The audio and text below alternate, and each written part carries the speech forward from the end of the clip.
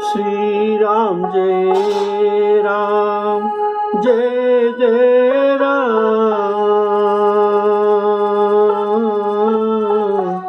श्री राम जय राम जय जय राम। श्री राम जय राम जय जय राम। श्री राम जय राम जय जय राम। राम सिया राम जय जय राम। राम सिया राम जय जय राम। आदरणीय श्रोता बंधुओं को सादर सप्रेम राम राम कहकर श्री राम जी के कथा को स्वागत करता हूँ। बोलिए सियावर रामचंद्र की जय। आप लोग धर्मरथ के बारे में श्री रामचंद्र जी जो विभीषण जी को कह रहे हैं, ये बात आप सुन रहे थे। धर्मरथ में जो अस्त्र शस्त्र आदि सजाया जाता है, इसके बारे में आप सुन रहे थे। तो अब सुनिए, धर्मरथ में फरसा भी रहता है, जो परशुराम जी के हाथ में जो पकड़ते हैं, वैसा ये फरसा धर्मरथ में रहते हैं। तो ये कौन सा फरसा है? दान है फरसा, दान है फरसा, और शक्ति रहते हैं। शक्ति जो इंद्रजीत ने लक्ष्मण जी पर मारा था, ऐसा शक्ति भी रहता है। तो दान तो परसा है, और बुद्धि प्रचंड शक्ति है, और जो कोदंड अर्थात धनुष भी रहता है। तो श्रेष्ठ विज्ञान ये कठिन कोदंड है, जो धर्मरथ में सुसज्जित रहता है।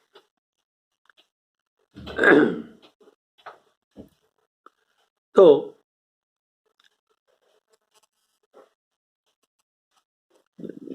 दान परशु अरु शक्ति प्रचंड बर विज्ञान कठिन कोदंडा।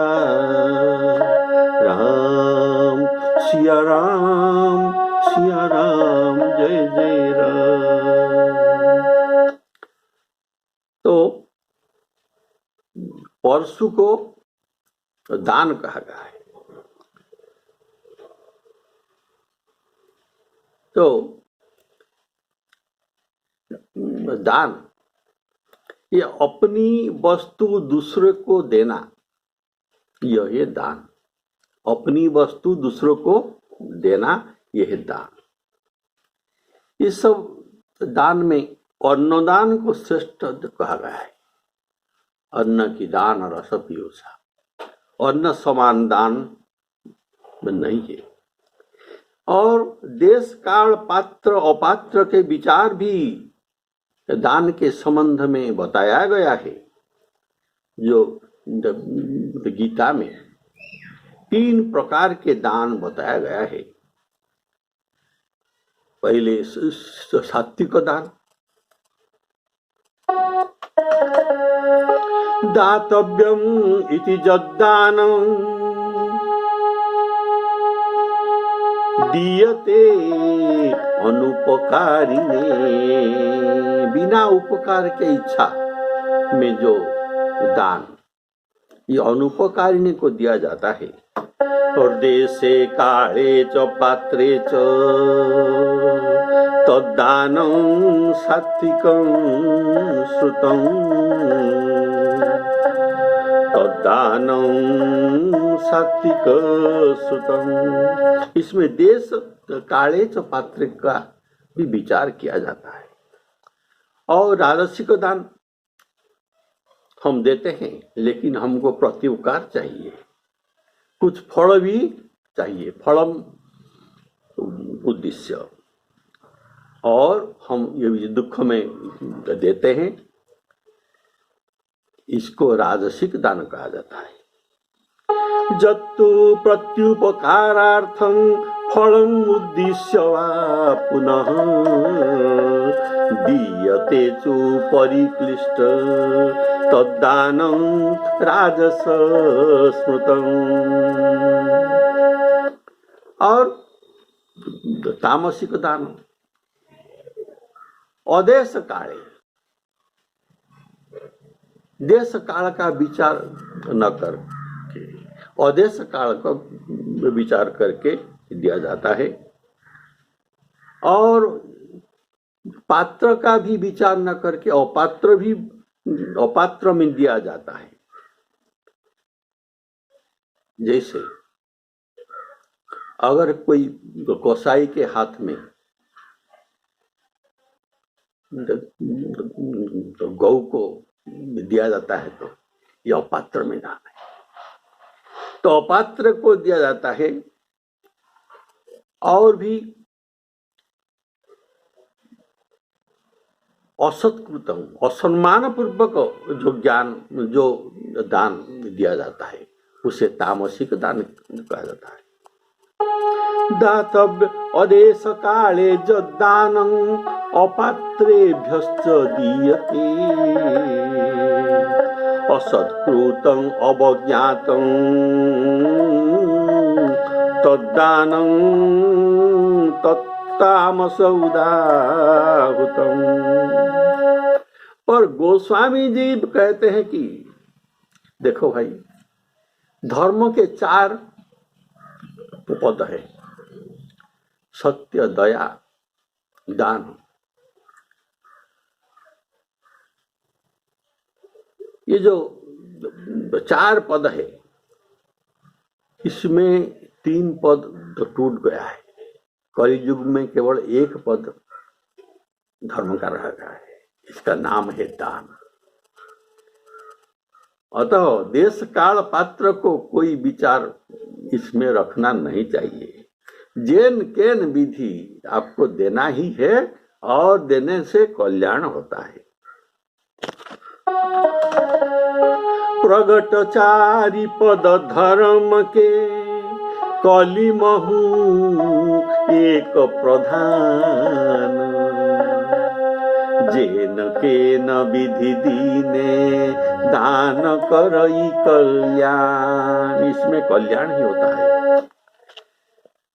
वेदों में आज्ञा है कि श्रद्धया देयम, श्रद्धा में अगर आप देते तो ठीक है। अश्रद्धया देयम, अश्रद्धा में देने पर भी। श्रिया देयम, लज्जा में भी आप देते हैं तो। क्रिया देयम, क्रिया डर में देते हैं। भिया देयम,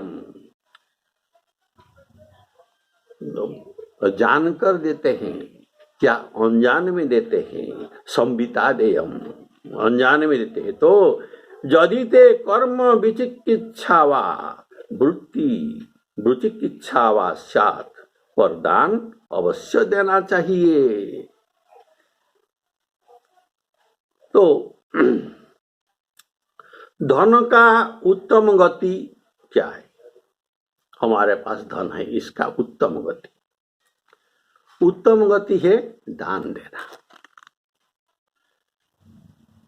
और इसका मध्यम गति भोग करना। दान नहीं देना और भोग भी न करना, इसका तृतीय गति होता है। दानं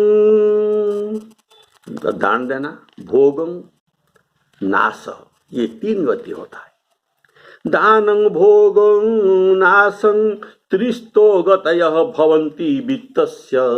धन में ये 3 गति होता है, दान, भोग और नाश। और तीसरा और चौथा गति नहीं है। दानं भोगं नाश त्रिस्थो गतयः भवन्ति वित्तस्य, यो न ददाति न भुङ्क्ते तस्य तृतीया गति भवति। इसका तृतीय गति अर्थात नाश होना अवसंभावी। पद्म पुराण में तथा स्कंद पुराण में भी यही बात कहा गया है कि इस कलि युग में मिलना बहुत कठिन है। देश काल पात्र इत्यादि विचार करना बड़ा कठिन है। तपः कृते प्रशंसन्ति। कृते अर्थात सत्य युग में तप को प्रशंसा दिया जाता है। त्रेतया ज्ञानं में वच, त्रेता युग में ज्ञान को प्रशंसा मिलता है। द्वापर में तीर्थ जातांच, द्वापर युग में तीर्थ जाता को प्रशंसित किया जाता है। और कलि युग में दानम एव, तो कलियुग युगे इसमें कलि युग में दान को प्रशंसा किया जाता है। तो धर्म रथ में दान को परशु कहा गया है, क्योंकि दान से समस्त दुख कटता है, दुख कटता है।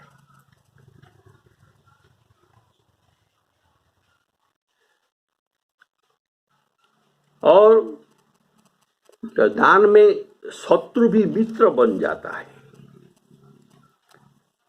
दानेन भूतानि वशी भवन्ति। दान में जीव वशीभूत हो जाते हैं। दानेन वैराण्यपि जाति नाशं, वैरिण्यापि, शत्रु भी नाश होता है दान में। इनमें शत्रु भाव नहीं रहता। और परोस बंधुत्व उपेति, इसमें बंधुत्व हो जाता है। दानेन दाने ही दानं ही सर्व व्यसनानि दाने दुर्ग, दाने ही दान ही सर्व व्यसनानि निहंति। इसमें व्यसन भी नष्ट होता है। और दाने दुर्गति क्षय, विपत्ति नाश, दुर्गति नाश होता है। जैसा दे वैसा पावे, ऐसा कहावत है। जैसा दे वैसा पावे। और गोस्वामी जी कहते हैं बबास लूनियो, जो लहियो जो दीना, जो बोए वही पावे। जैसे हम बबुल का बीज रोपते हैं तो वहां से आम नहीं मिलता, बबुल ही मिलता है। करना था सो कर लिया, अब तू क्या पछताय। बोए बीज बबूल का, आम कहां से पाए। अर्थात जैसा दे वैसा पावे। जैसे परशु में वृक्ष और पर्वत कटती है, वैसे दान से पाप भी कटती है। तो दान परशु बुद्धि शक्ति प्रचंडा, बुद्धि को प्रचंड शक्ति कहा गया है। यह बुद्धि क्या है? यह है सात्विक बुद्धि, जो गीता में कहा गया है। यह है वही सात्विक बुद्धि जो गीता में आप जानते हैं। प्रवृत्तिं च निवृत्तिं च कार्याकार्य भयावहे बंध मोक्षं च या वेत्ति बुद्धि सा पार्थ सात्विकी।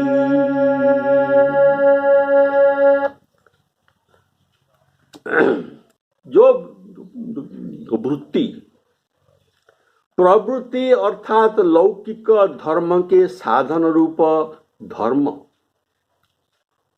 और निवृत्ति जो मोक्ष के साधन रूप धर्म, ये है प्रवृत्ति और ये निवृत्ति। प्रवृत्ति आप सुने हैं, लौकिक धर्म के साधन रूप धर्म, इसको प्रवृत्ति कहा जाता है। और निवृत्ति जो मोक्ष के साधन रूप धर्म को ठीक ठीक समझते हैं, इसका नाम है प्रवृत्ति। और निवृत्ति इसको जो ठीक ठीक समझता है, तथा जो कर्तव्य और अकर्तव्य को समझता है, अर्थात प्रवृत्ति और निवृत्ति इन दोनों में से किसी एक में स्थित हुए सब वर्ण वालों का जो कोई देश काल अवस्था विशेष की अपेक्षा से यह कर्तव्य है और यह अकर्तव्य है, ऐसा जो समझते हैं, भय और अभय को जानते हैं, भय क्या है अभय क्या है, अर्थात शास्त्र विरुद्ध आचरण अगर कोई करे तो ये भय का स्थान है, और शास्त्रानुकूल आचरण ये अभय का स्थान है। इसको ये जानते हैं तो ये भय है, ये अभय है। और बंध मोक्ष को जो ठीक ठीक जानते हैं, अर्थात संसार के यथार्थ स्वरूप को और उससे छूटने का यथार्थ उपाय को ठीक ठीक जो जानती है, वह सात्विकी बुद्धि कहा गया है, जो गीता में वर्णित है। प्रवृत्तिं च निवृत्तिं च कार्याकार्य भयावहे बंध मोक्षं च या वेत्ति बुद्धि सा पार्थ सात्विकी। बुद्धि को ब्रह्म रूप कहा गया है, ब्रह्मा के स्वरूप। तो गोस्वामी जी कहते हैं, अहंकार शिव बुद्धि अज मनसि चित्त महान। अहंकार शिव का स्वरूप, बुद्धि अज, बुद्धि अज अर्थात ब्रह्मा के स्वरूप है, मन शशि चंद्र के समान है, और चित्त महान, महान अर्थात विष्णु के स्वरूप है। तो बुद्धि का देवता ब्रह्मा और शक्ति का देवता भी तो ब्रह्मा, अतः शक्ति अमोघ है।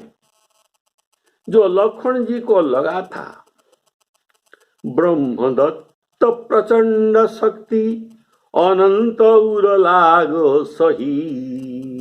अनंत अर्थात लक्ष्मण जी को लगा था, अर्थात वह शक्ति, ब्रह्मा जी की शक्ति लक्ष्मण जी पर वार करने न छोड़ा, तब दूसरों को क्या चले, और यह व्यर्थ न हुई। इसलिए धर्म रथ में सात्विक बुद्धि को शक्ति कहा गया है। आप जानते हैं, बुद्धिर्जस्य बलस्तस्य निर्बुद्धे तो कुतो बलम। बुद्धि जिसका है तो बड़ उसका है, निर्बुद्धि का बड़ नहीं है।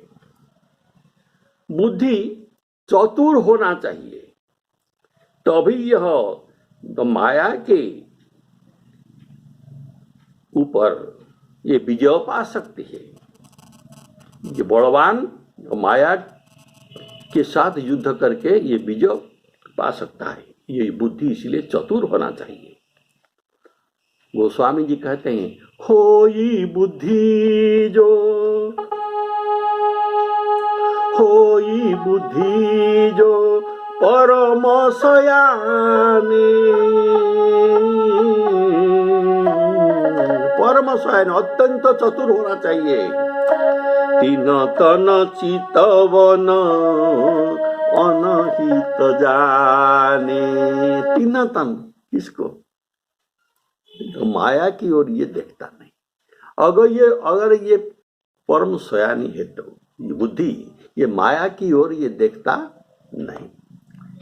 तो माया साधन में विघ्न करता है। बुद्धि लोभ दिखावई आई, बुद्धि को लोभ दिखाता है, तुम यहाँ रह जाओ, हम तुमको सब प्रकार सिद्धि देंगे, तुम आगे न बढ़ो। तो ये इनकी ओर देखते नहीं। अगर बुद्धि अत्यंत चतुर हो तो ये माया की ओर देखता ही नहीं, तो इनका इशारा भी ये नहीं देखता। होई बुद्धि जो परम सयाने, तीन तन चितवन अनहित जाने। ये माया की ओर देखता नहीं। बोलिए श्यावर रामचंद्र की। तो ये बुद्धि के माया के द्वारा बुद्धि को लोभ में प्रवृत्त होना को ये उकसाता है, उनके ओर लोभ सृष्टि करना चाहता है, लेकिन ये इनकी ओर देखता नहीं। अगर बुद्धि परम चतुर हो तो यह शक्ति अस्त्र है। शक्ति के बारे में जो कहा गया है, बुद्धि शक्ति प्रचंडा, ये शक्ति एक अस्त्र है। अस्त्र और शस्त्र भी है। अस्त्र भी है और शस्त्र भी है, दोनों है। तो अस्त्र के द्वारा पास में स्थित शत्रुओं पर वार कर सकते हैं, लेकिन जो दूर में है इसके ऊपर शक्ति को फेंक कर उसे भी ये मारता है। इसलिए ये अस्त्र भी है और शस्त्र भी है। तो दान परशु, आप ये सुना, तो परशु को दान कहा गया है। और बुद्धि शक्ति प्रचंडा, दान परशु बुद्धि शक्ति प्रचंडा, बर विज्ञान कठिन कोदंडा। ये बर विज्ञान कठिन कोदंडा, इसके भाव अभी सुनिए। बर विज्ञान अर्थात जो बर विज्ञानी, इनको कहा जाता है, जैसे हनुमान जी, वाल्मीकि जी, सुखदेव जी आदि विशिष्ट भक्तों को बर विज्ञानी कहा जाता है। साधारण ज्ञानी को ज्ञानी कहा जाता है, लेकिन बर अर्थात श्रेष्ठ बर विज्ञानी कहा जाता है। जैसे हनुमान जी, वाल्मीकि और सुखदेव जी आदि को बर विज्ञानी कहा जाता है। इसीलिए ये बर विज्ञानी शब्द को गोस्वामी जी बालकांड के वंदना प्रसंग में प्रयोग किए है कि वंदे विशुद्ध विज्ञानों, विशुद्ध विज्ञानों दोनों द्विवचन, अर्थात दोनों बर विज्ञानी को वंदे में वंदना करता हूं। ये दोनों बर विज्ञानी कौन है? ना कवीश्वर कपीश्वर, कवीश्वर है वाल्मीकि, और जो कपीश्वर ये हनुमान जी। बोलिए सियावर रामचंद्र की जय। तो बर विज्ञान वह है जिसे प्राप्त करने पर से भक्ति का आश्रय लिया जाता है। पंडित लोग जो बर विज्ञानी, जो विज्ञान को प्राप्त करके कुछ ज्ञानी भक्ति को भूल जाते हैं, लेकिन बर विज्ञानी ये इसे नहीं भूलते। हनुमान जी क्या भक्ति को भूले नहीं। तो यह भक्ति का आश्रय लिया जाता है जो बर विज्ञान में। यह विचारी पंडित मोहि भजही, श्री राम जी का वाक्य है। यह विचार करके पंडित मुझे भजते हैं, इसमें ज्ञान प्राप्त हुआ है तो भी ये मुझे भजते हैं। क्यों? न पाए हो ज्ञान भगति नहीं तजही। तो ये बर विज्ञानी ज्ञान पाने पर भी जो भगवान को भजन करते ही रहते हैं। तो श्री राम जी का प्रधान आयुष क्या है? प्रधान आयुध धनुबाण। प्रधान आयुध धनुबाण। ये धनुबाण सदा प्रभु के भक्तों के विपत्ति खंडन के लिए प्रभु हाथ में पकड़ते रहते हैं, हाथ में धारण करते रहते हैं। राजीव नयन धरे धनुषायक, राजीव नयन धरे धनुषायक, भगति विपत्ति भगत विपत्ति भंजन सुखदायक, भगत विपत्ति भंजन सुखदायक। भक्तों के विपत्ति खंडन करके उनको सुख देने के लिए ही श्री राम जी ने सदा धनुबाण धारण करते हैं।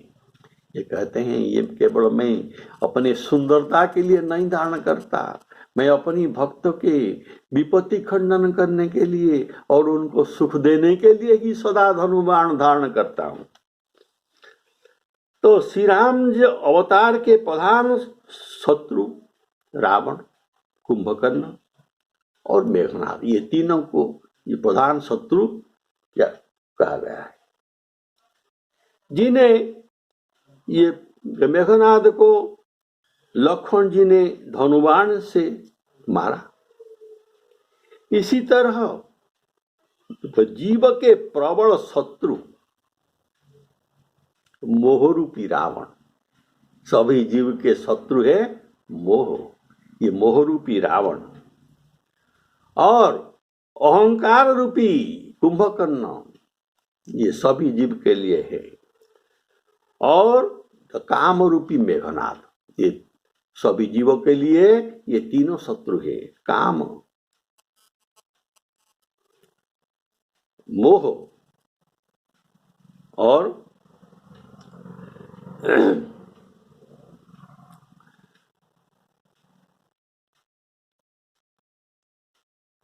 जीव के प्रवृत्ति अहंकार, काम और मोह, ये तीनों सभी जीवों के लिए शत्रु है। गोस्वामी जी विनय पत्रिका में वर्णन करते हैं, मोह दशमौली, दशमौली जिनके 10 सिर है, ये दशानन को मोह कहा गया है।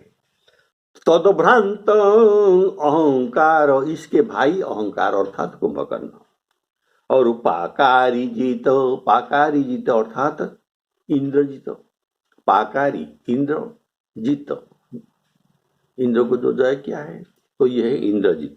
तो पाकारी जीत काम विश्राम हारी, ये तीनों जीवों को विश्राम नहीं देते हैं। जब प्रेम भक्ति रूप को विज्ञान परिपुष्ट हो,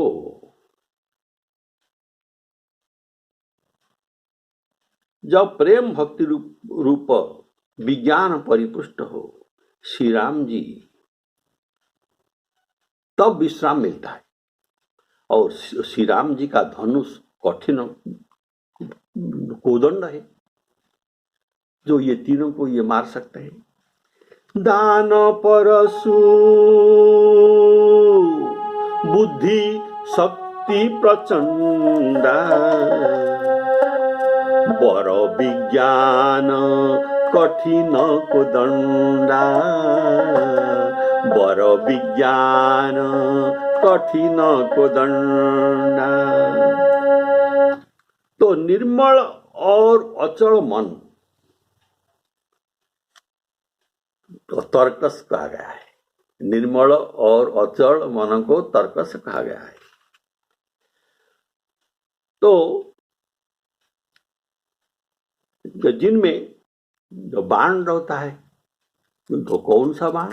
सम जम नियम रूपी बाण इस निर्मल मन रूपक तर्कस में रहता है। अमल अचल मन त्रोण समान, त्रोण तर्कस, सम जम नियम सिली मुख नाना, समझम नियम सिलीमुख, सिलीमुख अर्थात बाण, विभिन्न प्रकार बाण। जिनके मन विषय में विरक्त और चंचल रहित होकर अपनी वशवर्ती है, निज वशवर्ती हो, वह मन अचल अमल मन कहा जाता है, अर्थात निर्मल मन कहा जाता है। तो निर्मल मन अर्थात मन रूपक दर्पण में मैल काय ये छाई जाता है, तो ये निर्मल मन नहीं है। काई विषय मुकुर मन लागी, ये विषय रूपक मैला हमारे मन रूपक दर्पण में लगी है। तो मन निर्मल होना चाहिए। निर्मल मन होने से भगवान को भजन करने मन लगता है और भगवान को भी निर्मल मन वाले प्यारे होते हैं। मन में कपट और मल रहने से ये भगवान को अच्छा भी नहीं लगता और भगवान को भजन करने को भी मन नहीं लगता। निर्मल मन जाना सो मोहि पावा, मोहि कपट छल छिद्र न भावा, मोहि कपट छल छिद्र न भावा। स्कंद पुराण में लिखा है कि विषयों में जिनका चित्त नहीं लगाए उनको निर्मल मन कहा जाता है। समल अर्थात मल सहित मन वाले की शत्रु पर विजय पाने की योग्यता नहीं है। गीता में भी ये बात कहा गया है। राग द्वेष वियुक्त, इनको वियुक्त करना ही चाहिए। राग देश वियुक्तेस्तु विषयानिन्द्रिये चरन्, आत्मबद्धे आत्मवश्यैर्विधे आत्मा प्रसादम् अधिगच्छति।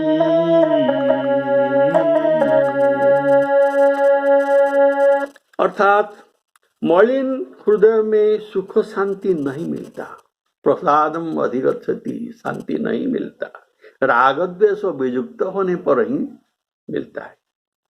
तो मन को साफ करने के लिए रघुनाथ जी के मन को साफ करने के लिए जड़ चाहिए। तो कौन सा जड़? ये रघुनाथ जी का प्रेम भक्ति जड़ के द्वारा मन को साफ करना है, नहीं तो वह कभी साफ नहीं हो सकते। गोस्वामी जी कहते हैं, प्रेम भगति जल बिनु खगराई,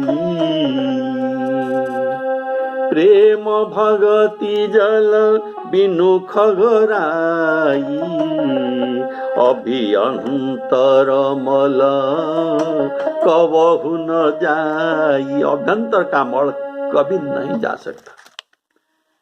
जैसे चंचल को रस्सी में बांध देने से ये अचल हो जाता है, तो मन को प्रभु पद में लगा देने से वह बंध जाता है और अचंचल हो जाता है और समस्त भोगों से ये निष्पृह हो जाता है। भोग का आशा नहीं रहता, निष्पृह। निश्चल की उपमा गीता में वायु रहित स्थान में रखे हुए दीप को उदाहरण दिया गया है। वायु रहित दीप जैसे सीधा तो जलता है, ये हिलता नहीं, ऐसा मन भी होना चाहिए। तो जथा दीप निवातस्थो, जहाँ निवात, जहाँ वायु नहीं, नेंगते सोमुपाश्रुता, और जदा विनियते चित्तं आत्मनेव अवतिष्ठते निस्पृह सर्वकामेभ्यो। स्पृहा, स्पृहा नहीं रहता किसी पर, सब कामना पर स्पृहा नहीं रहता। युक्त इत्युच्यते तदा,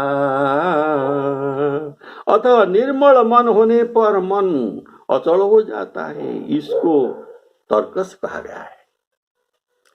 इसमें सम जम नियम आदि बाण रहता है। तो ये बाण का प्रसंग अगले एपिसोड में सुनेंगे और इस प्रसंग का उपसंहार किया जाएगा। श्री सीतारामार्पणमस्तु।